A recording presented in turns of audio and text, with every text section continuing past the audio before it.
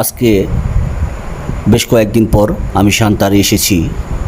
এসে দেখি সান্তাহারের রেল কর্তৃপক্ষ তারা তাদের অবৈধ স্থাপনাগুলি উচ্ছেদ অভিযান চালিয়েছে।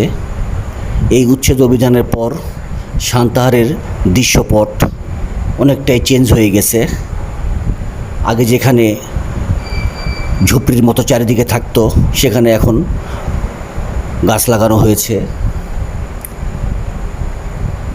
ভাঙচুর চালিয়ে যদিও বেশি দিন হয়নি, এর মধ্যে আজকে আমি খেয়াল করলাম কিছু কিছু দোকানপাট আবার তারা